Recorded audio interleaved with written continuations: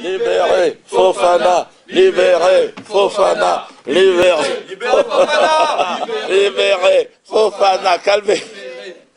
Calmez-vous, je vous en prie, calmez-vous. Chers amis internautes, bonsoir. Mes respects à vous. Chapeau bas. Ce n'est pas sans une certaine émotion que je m'adresse à vous aujourd'hui. La France, notre pays, patrie des droits de l'homme et du progrès social, toujours en avance sur son temps, vient de franchir une nouvelle étape en dépénalisant cette semaine les crimes racistes. Libérer Fofana, vous l'avez entendu, c'est la ferveur, une liberté supplémentaire pour les jeunes générations à venir, pouvoir tuer l'autre, pouvoir assassiner l'autre en fonction de sa couleur, en fonction d'une odeur, d'une rousseur. Nos enfants pourront maintenant ratonner en toute liberté, pourquoi pas. Il faut aussi laisser les jeunes s'exprimer. Attendez, bien sûr, je précise, calmez-vous un petit peu parce que là je vous vois vous emballer, la loi va s'installer progressivement. Elle ne concernera dans un premier temps que les crimes commis contre les goyim, les noirs, les arabes, le blanc chrétien, la merdasse. Les crimes contre les juifs resteront, eux, passibles évidemment de la perpétuité incompressible, avec éventuellement torture, pourquoi pas. On peut tout imaginer. Ceci, évidemment, en rapport avec la Shoah. La souffrance de lumière. Shoah ananas, Shoah abricot, Shoah touche à mon cul pour voir ce que ça donne. Mais revenons, s'il vous plaît, bien sûr, sur les faits. Saïd, un homme tranquille et sans histoire, un père de famille aimant, un contribuable français, une vache à lait, comme on dit, a été froidement assassiné sur son lieu de travail, à Bobigny. Son seul tort, obéir à sa hiérarchie. Saïd va fermer la porte. Il va fermer la porte, Saïd. Mais non, ça ne sera pas comme ça que ça va se passer. Et surtout, être de type maghrébin et de confession musulmane. Ça, c'est la réalité. Pour cela, il a été abattu, rossé, mis à mort et finalement noyé par 6 jeunes barbares juifs, 6 jeunes intégristes surexcités, animés par cette haine viscérale que nous connaissons bien, la haine du goyim, la haine du non-juif, qui est très très présente en ce moment et qu'il faudra, j'espère, soigner un jour. Les 6 rats du canal de l'Ourcq, comme on les appelle aujourd'hui, oui, c'est leur nom, le gang des rats, c'est comme ça que l'on parle à Bobigny, ont signé la plus abjecte en réalité et la plus ignoble des agressions, de celles qui se commettent en meute, cette meute qui va commettre l'acte sur la personne isolée. C'est réellement absolument à gerber. Contrairement au jeune Ilan Halimi, Saïd, lui, ne sera pas abandonné encore vivant sur les rails d'un chemin de fer. Non, il n'aura pas droit à ça, Saïd. Saïd n'aura pas droit à cette chance qu'a eu Ilan d'être accueilli et de mourir quand même dans les bras fraternels des secouristes. Non, Saïd mourra seul, noyé dans l'eau glaciale du canal, sous les yeux rouges de 6 gros rats. Libérer Fofana, oui, parce qu'on ne peut tolérer le 2 poids 2 mesures, messieurs les gouvernants.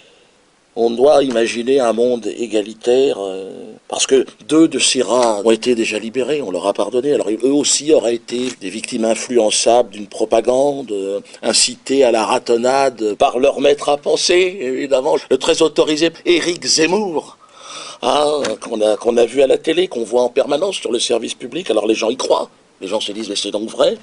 Ils ont aussi écouté la mise en garde de Thierry Lévy. Vous ne pouvez pas l'ignorer, le cyclope des Carpates, comme le surnomment ses collègues de la commandanture. Mais regardez tout de suite l'extrait de Thierry Lévy et du programme qu'il a pour les Français d'origine africaine. La ratonnade. Écoutez ce discours, écoutez-le. Ne vous réfugiez pas derrière une liberté d'expression qu'au fond vous ne respectez pas. Je trouve le procédé assez malhonnête, je vous le dis. Vous employez des mots que vous allez regretter dans un instant, mais vous vouliez la paix, on peut en sortir très facilement. Vous savez, il y a une série, il y a l'injure, et après l'injure, il y a la loi, et après la loi, il y a les coups. Et vous le savez, il y a les coups, les coups. Et vous le savez. Thierry, sacré Thierry. Nous avons entendu votre message, ne vous inquiétez pas et nous l'avons bien compris, Thierry. Des coups, les coups pour tout ce qui ne te ressemble pas. Et vous savez, le plus terrible dans cette affaire ne s'arrête pas là. Il continue avec le traitement médiatique particulièrement injurieux auquel la victime devra faire face. Un 2e assassinat. La puissance du lobby juif fera taire toute réaction politique ou médiatique.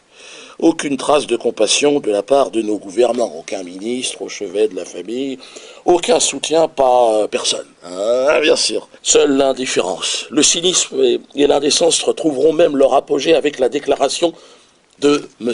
Bernheim, grand rabbin de mes couilles, là, qui va aller dans une dépêche AFP jusqu'à laisser entendre que c'est Saïd qui a commencé à proférer des insultes antisémites. Oh non, putain, salaud. Oh, Bernheim. Bernheim, un nom que je connais bien. Souvenez-vous d'ailleurs des déclarations de ce riche producteur juif, Pascal Bernheim. C'était sur la télévision suisse. Écoutez, c'était très intéressant, très instructif. Ça va tout à fait dans le sens de ce qui s'est passé aussi cette semaine. Dieudonné, non. Moi, je ne sais pas ce qu'il fait. J'aimerais bien savoir ce qu'il fait.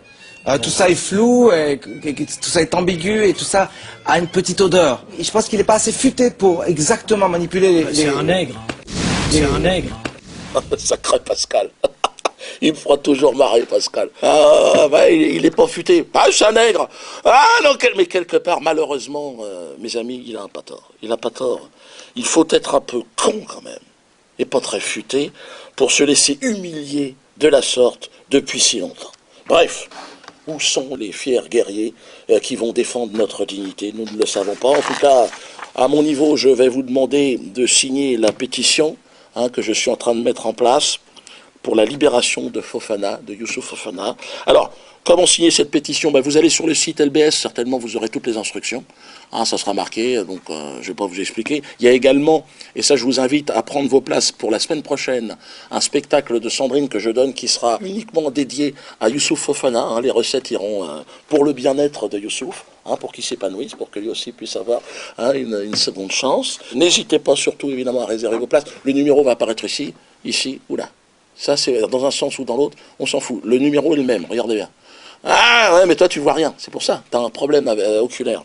Donc ensemble, glissons-leur une petite quenelle, quenelle jusqu'à la quenelle épaulée, ce que je dis, quenelle épaulée, c'est-à-dire méchant, et ensemble évidemment, exigeons la libération évidemment de Fofana. Donc j'ai demandé à mon équipe de venir. Bon alors, vous êtes masqués, évidemment, je veux que personne, la plupart sont jeunes, des jeunes comédiens, des artistes qui ont envie de réussir dans la vie, donc à qui je déconseille d'apparaître, voilà. Donc couvrez-vous, mettez-vous derrière moi et ensemble, n'ayons pas peur des mots, libérons Fofana. Allez, venez les gars. Libérez Fofana, libérez Fofana. Libérez Fofana, libérez Fofana, libérez Fofana, libérez Fofana, libérez Fofana, libérez Fofana, libérez Fofana, libérez Fofana, libérez Fofana.